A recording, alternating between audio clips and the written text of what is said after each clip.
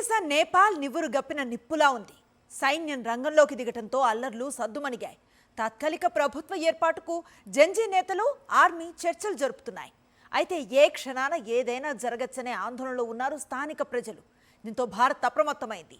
సరిహద్దుల్లో భద్రతను కట్టుదిట్టం చేయడంతో పాటు నేపాల్లో చిక్కుకున్న భారతీయులను క్షేమంగా స్వదేశానికి తీసుకువచ్చేందుకు ప్రత్యేక ఆపరేషన్కు సిద్ధమైంది. జెన్జీ ఆందోళనలతో కల్లోల పరిస్థితులు నెలకొన్న నేపాల్ నుంచి భారతీయుల తరలింపునకు కేంద్రం చర్యలు చేపట్టింది.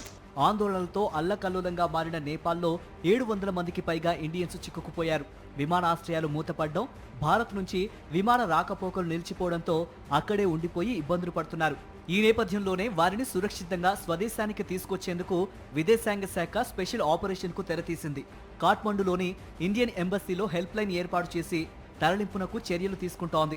నేపాల్లో చిక్కుకున్న భారతీయులు ఏపీ వాసులు 200 మంది ఉన్నారు. వారి కోసం ఢిల్లీలోని ఏపీ భవన్లో ప్రత్యేకంగా హెల్ప్ లైన్ ఏర్పాటు చేశారు.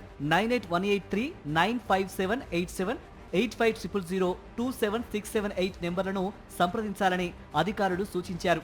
ఈ నెల 3న విహారయాత్ర కోసం ఉత్తరాంధ్రకు చెందిన 81 మంది బృందం నేపాల్ వెళ్లింది. వీరిలో 70 మంది విశాఖ వాసులు కాగా 11 మంది శ్రీకాకుళం, విజయనగరం వాసులు ఉన్నారు. అల్లర్లు చెలరేగటంతో కాఠ్మండూలోని రాయల్ కుసుమ్ హోటల్లో బిక్కుబిక్కుమంటూ సాయం కోసం ఎదురు చూస్తున్నారు. తమను కాపాడాలంటూ ఫోటోలు, ఆడియో విడుదల చేశారు. నమస్తే సార్. ఇక్కడికి ఈ ఫోటోలు, ఈ వీడియోస్ అన్ని మేము ఎంతో ఆనందంగా తీర్థయాత్రలు చేస్తున్న టైంలోనివ్వండి. అప్పటికి కాఠ్మండు రాలేదు. మేము వచ్చాక ఇప్పుడు ఈ పరిస్థితి ఇవాళకి 3వ రోజు అవుతుందండి.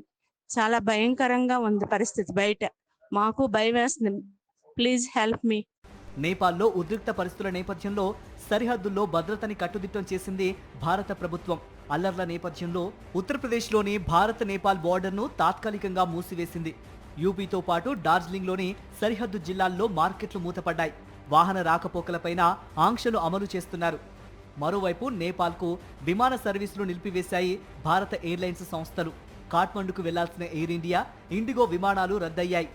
జెన్జీ ఆందోళనలతో అట్టుడికిన నేపాల్లో పరిస్థితులను అదుపులోకి తీసుకువచ్చేందుకు సైన్యం చర్యలు చేపడుతోంది. దేశవ్యాప్తంగా కర్ఫ్యూ విధించింది. గురువారం ఉదయం 6 గంటల వరకు ఈ నిషేధాజ్ఞలు అమల్లో ఉంటాయి. ఉద్యమం పేరిట విధ్వంసం, దోపిడీ, దాడులకు దిగితే కఠిన చర్యలు తప్పవని హెచ్చరికలు జారీ చేసింది. ప్రజలంతా ఇళ్లల్లోనే ఉండాలని కోరింది.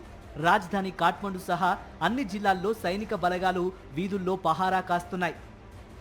మరోవైపు పౌర ప్రభుత్వం ఏర్పాటు దిశగా జెన్జీ నిరసనకారులు కీలక నిర్ణయం తీసుకున్నారు. నేపాల్ సుప్రీంకోర్టు మాజీ ప్రధాన న్యాయమూర్తి జస్టిస్ సుశీలా కర్కీని తాత్కాలిక ప్రభుత్వాధినేతగా ఎంపిక చేశారు.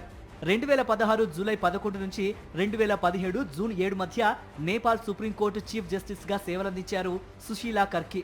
పొరుగు దేశం బంగ్లాదేశ్ లైన్లోనే నేపాల్ జెన్జీ ఆందోళన సాగింది.